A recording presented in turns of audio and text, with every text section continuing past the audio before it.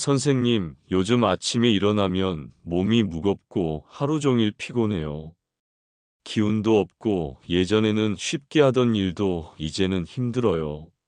저는 습관적으로 대답했습니다. 나이 들면 자연스러운 과정입니다. 하지만 관리가 중요합니다. 그런데 그 말을 하는 순간, 저 자신도 똑같은 증상을 겪고 있다는 사실을 깨달았습니다. 환자의 고민이 곧 제 고민이었던 것이죠. 안녕하세요. 저는 서울 강남에서 개인 병원을 운영하고 있는 내과 의사 최영수입니다. 올해 71세, 40년이 넘는 세월 동안 환자들의 건강을 위해 헌신해 왔습니다. 어느 날, 저는 60대 후반의 환자를 진료하게 되었습니다. 환자를 진료하면서 환자분의 고민을 들어보니 환자들의 고민이 곧 제 고민이더군요. 큰 충격을 받았습니다. 퇴근 후, 저는 이 문제에 대해 깊이 생각해 보기 시작했습니다. 저는 의사로서 건강의 중요성을 누구보다 잘 알고 있었지만, 바쁜 일상을 핑계로 제 건강 관리는 소홀히 해왔습니다. 나는 과연 내가 환자들에게 조언하는 대로 실천하고 있었을까? 그날 저녁,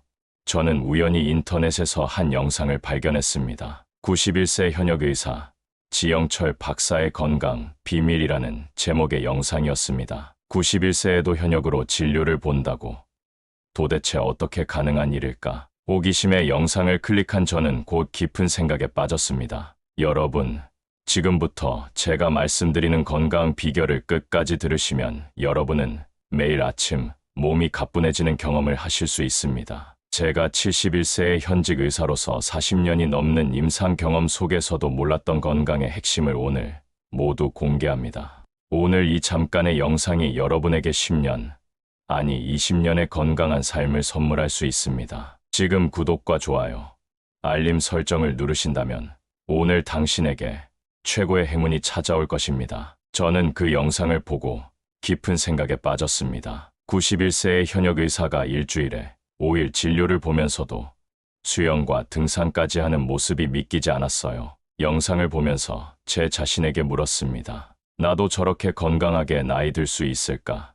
그리고 91세 의사의 건강 비결이 무엇인지 집중해서 들었습니다. 놀랍게도 그 비결은 생각보다 단순했습니다. 제가 40년간 의사로 살아오면서 환자들에게 항상 강조했던 기본에 관한 것이었어요. 하지만 정작 제 자신은 실천하지 않고 있었던 것들이었죠. 건강의 비밀은 복잡한 약이나 특별한 운동이 아니라 매일 반복하는 기본적인 습관에 있습니다. 이 말에 처음에는 의구심이 들었습니다. 그렇게 단순한 방법으로 91세까지 현역으로 활동할 수 있을까?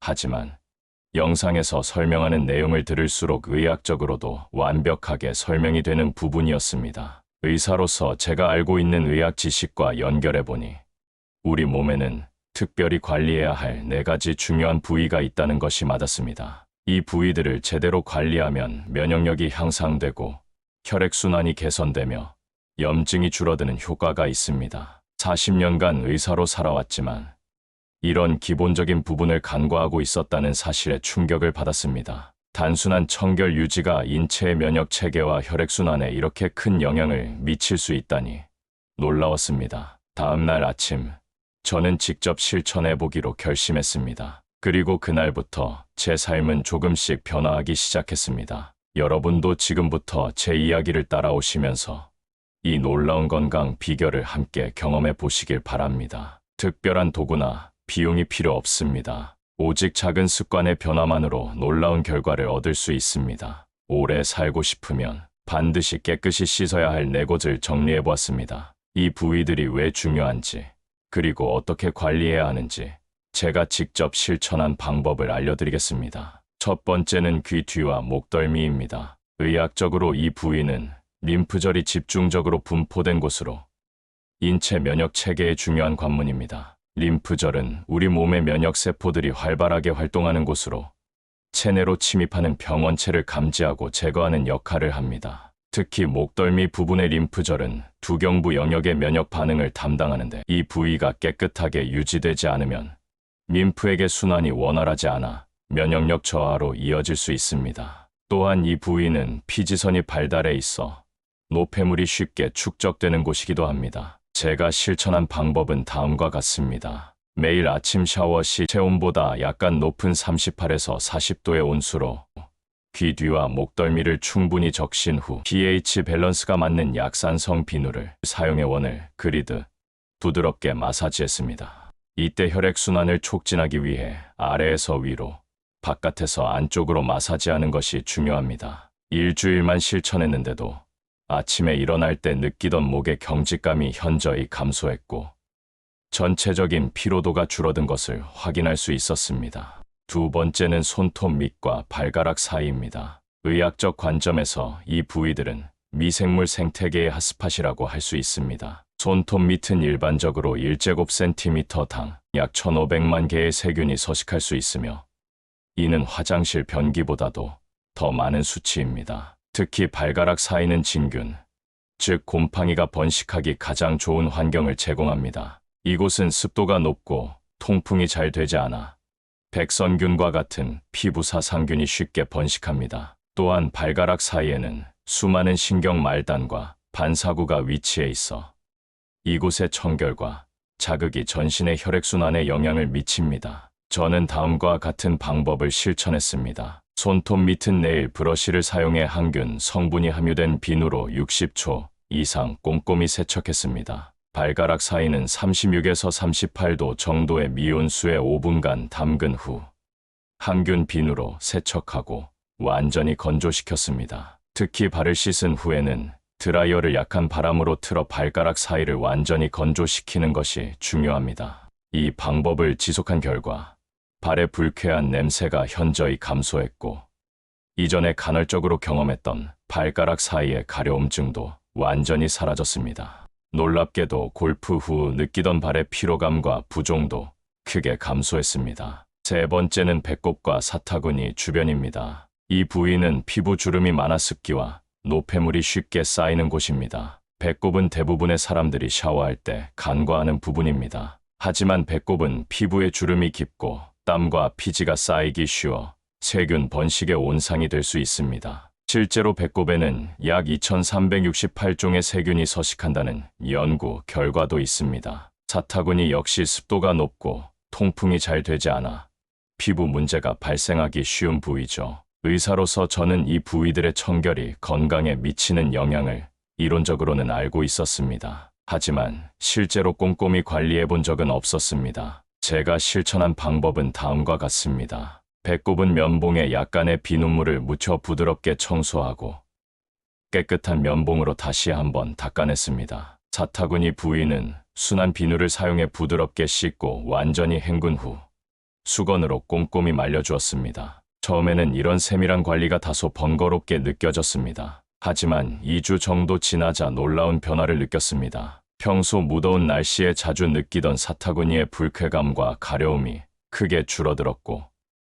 배꼽 주변의 피부 상태도 눈에 띄게 개선되었습니다. 마지막으로 무릎 뒤와 발 뒤꿈치입니다. 이 부위는 혈액순환에 중요한 역할을 합니다. 무릎 뒤쪽에는 많은 혈관과 근육, 인대가 모여 있습니다. 이 부위가 깨끗하게 유지되고 혈액순환이 원활하면 다리의 피로 회복에 도움이 됩니다. 특히 저처럼 골프를 치는 사람들에게는 무릎 관리가 매우 중요합니다. 발 뒤꿈치는 체중을 많이 받는 부위로 각질이 쉽게 쌓이고 갈라짐이 생기기 쉽습니다. 이곳의 관리가 소홀하면 걸을 때 통증이 생기고 심하면 족저근막염으로 발전할 수도 있습니다. 제가 시도한 방법은 다음과 같습니다. 무릎 뒤는 따뜻한 물로 충분히 적신 후 부드럽게 마사지하듯 씻어주었습니다. 발 뒤꿈치는 샤워할 때 부드러운 각질 제거용 스폰지로 가볍게 문질러 각질을 제거한 후 보습제를 발라주었습니다. 특히 주말에 골프를 친 후에는 따뜻한 물에 족욕을 하면서 무릎 뒤와 발 뒤꿈치를 더 집중적으로 마사지해 주었습니다. 이 방법을 실천한 지 약 3주가 지났을 때 저는 놀라운 변화를 체감했습니다. 골프 라운딩 후에 느끼던 무릎 통증이 확연히 줄어들었고 평소 신경 쓰이던 발 뒤꿈치의 갈라짐도 크게 개선되었습니다. 지금까지 제가 말씀드린 4가지 부위의 집중 관리법을 약 한 달간 꾸준히 실천한 결과 제 건강 상태에 눈에 띄는 변화가 나타났습니다. 임상의사로서 객관적인 데이터를 통해 그 효과를 검증해 보고 싶었기에 직접 몇 가지 측정을 해보았습니다. 우선 수면의 질이 개선되었습니다. 스마트워치로 측정한 수면 데이터를 분석해보니 3에서 4단계의 깊은 수면의 비율이 기존 약 50% 증가했습니다. 이는 신체의 회복과 재생에 중요한 수면 단계로 면역 기능과 인지 능력에 직접적인 영향을 미칩니다. 두 번째로 혈압의 안정화가 이루어졌습니다. 평소 저는 경계성 고혈압을 경험하곤 했는데 한 달 후에는 정상 범위로 안정되었습니다. 특히 이완기 혈압의 감소가 두드러졌는데 이는 전신 혈관의 탄력성 개선을 시사합니다. 세 번째로 염증 지표의 감소가 관찰되었습니다. 고감도 C반응성 단백질 수치가 절반 이상 감소했습니다. 이는 만성적인 낮은 수준의 염증 반응이 완화되었음을 의미하며 장기적으로 심혈관 질환과 자가 면역 질환의 위험 감소로 이어질 수 있습니다. 제가 경험한 주관적인 변화도 상당했습니다. 아침에 일어날 때 이전에 느끼던 뻣뻣함과 피로감이 현저히 줄어들었고 하루 종일 진료를 봐도 오후에 느끼던 집중력 저하와 소진감이 크게 감소했습니다. 주말 골프도 더 활력 있게 즐길 수 있게 되었고 라운딩 후 회복도 훨씬 빨라졌습니다. 40년 넘게 의사로 살아오면서 이렇게 단순한 습관 변화만으로도 건강에 이렇게 큰 영향을 미칠 수 있다는 사실이 놀랍습니다. 더 흥미로운 것은 이 효과가 저에게만 국한된 것이 아니라는 점입니다. 제가 이 방법을 환자들에게 권하기 시작하면서 많은 분들이 유사한 긍정적 결과를 보고했습니다. 68세 고혈압 환자 김진수님은 이 관리법을 6주간 실천한 후 혈압 약의 용량을 줄일 수 있었습니다. 72세 류마티스 관절염 환자 박영철님은 아침 관절 강직이 감소하고 통증이 완화되었다고 보고했습니다. 65세 당뇨병 환자 이성진님은 공복 혈당 수치가 안정화되고 말초 신경병증으로 인한 발의 저림 증상이 개선되었다고 말씀하셨습니다. 의학적으로 이런 변화는 어떻게 설명할 수 있을까요? 제 견해로는 다음과 같은 메커니즘이 작용했을 것으로 추정됩니다. 첫째, 림프순환 개선입니다. 귀 뒤와 목덜미, 사타구니, 무릎 뒤 부위는 모두 림프절이 집중된 곳입니다. 이 부위를 정기적으로 마사지하고 청결하게 유지하면 림프액의 흐름이 원활해집니다. 림프계는 우리 몸의 면역 체계와 밀접하게 연관되어 있으며 체내 노폐물과 독소를 제거하는 역할을 합니다. 림프 순환이 개선되면 면역력 향상, 부종 감소, 염증 완화 등의 효과가 나타납니다. 둘째, 미생물 균형의 정상화입니다. 최근 연구에 따르면 피부에 서식하는 미생물 생태계는 전신 건강에 큰 영향을 미칩니다. 특히 배꼽, 손톱 및 발가락 사이와 같이 미생물이 풍부한 부위의 청결을 유지하면 유익균의 증식을 촉진하고 유해균의 과도한 증식을 억제할 수 있습니다. 이는 면역 체계의 불필요한 활성화를 방지하고 만성 염증을 완화시키는 데 기여합니다. 셋째, 혈액순환 개선입니다. 특히 무릎 뒤와 발 뒤꿈치 부위는 주요 혈관이 지나가는 곳으로 이 부위의 마사지와 청결 유지는 말초혈관의 혈액순환을 촉진합니다. 혈액순환이 원활해지면 조직으로의 산소와 영양소 공급이 증가하고 대사 폐기물의 제거가 효율적으로 이루어져 전반적인 신체 기능이 개선됩니다. 넷째, 자율신경계 조절 효과입니다. 귀 뒤와 목덜미 부위에는 자율신경계와 연결된 다양한 신경 종말이 위치해 있습니다. 이 부위를 부드럽게 마사지하면 부교감 신경이 활성화되어 신체의 이완 반응이 촉진됩니다. 이로 인해 스트레스 호르몬인 코르티솔의 분비가 감소하고 면역 기능이 정상화되며 수면의 질이 향상될 수 있습니다. 다섯째, 피부 장벽 기능의 강화입니다. 규칙적인 피부 관리는 피부의 각질층을 건강하게 유지하는 데 도움이 됩니다. 피부 장벽이 제대로 기능하면 외부 병원체의 침입을 효과적으로 차단하고 체내 수분 손실을 최소화하며 알레르기 반응을 감소시킵니다. 이는 전신 건강과 면역 체계에 긍정적인 영향을 미칩니다. 여러분, 제가 이런 의학적 지식을 바탕으로 실천한 결과 71세의 나이에도 불구하고 건강을 되찾을 수 있었습니다. 그리고 이 방법은 단순히 제 개인적인 경험이 아니라 수많은 환자들을 통해 검증된 효과적인 건강 관리법입니다. 제가 추천하는 이 방법의 가장 큰 장점은 바로 접근성입니다. 특별한 도구나 비용, 시간이 필요하지 않습니다. 누구나 일상 속에서 쉽게 실천할 수 있는 간단한 습관입니다. 하지만 그 효과는 결코 간단하지 않습니다. 여러분도 지금 바로 시작해 보세요.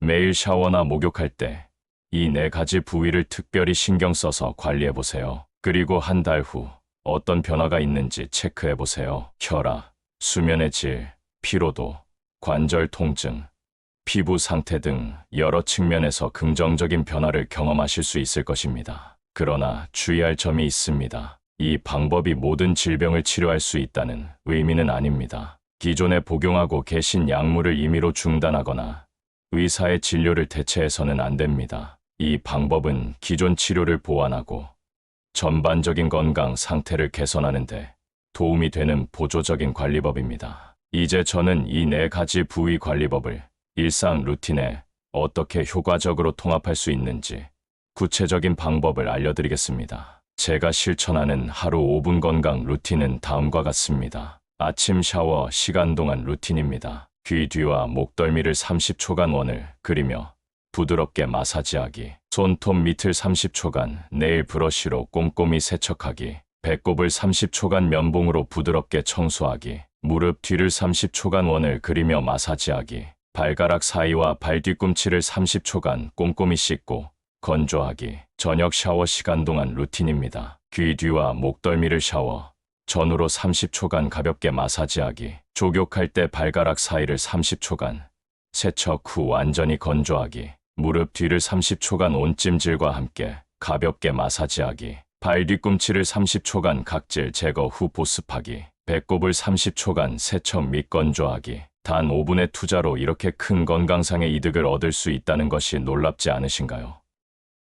특히 고령자나 만성질환을 가진 분들에게 이 방법은 더욱 효과적입니다. 여기서 하나 더 말씀드리고 싶은 것은 이 4가지 부위 관리법과 함께 실천하면 시너지 효과를 낼 수 있는 생활 습관입니다. 첫째, 충분한 수분 섭취입니다. 하루 1.5에서 2리터의 물을 마시는 것이 좋습니다. 수분은 림프액과 혈액의 원활한 순환을 돕고 노폐물 배출을 촉진합니다. 저는 아침에 일어나자마자 그리고 식사 30분 전에 한 잔씩 물을 마시는 습관을 들였습니다. 둘째, 규칙적인 가벼운 운동입니다. 하루 30분 정도의 걷기만으로도 충분합니다. 저는 점심시간에 병원 주변을 15분, 저녁 식사 후 아내와 함께 15분 산책하는 것을 일상화했습니다. 이는 혈액순환과 림프순환을 더욱 촉진시키는 효과가 있습니다. 셋째, 균형 잡힌 식단입니다. 특히 항염증 효과가 있는 식품을 충분히 섭취하는 것이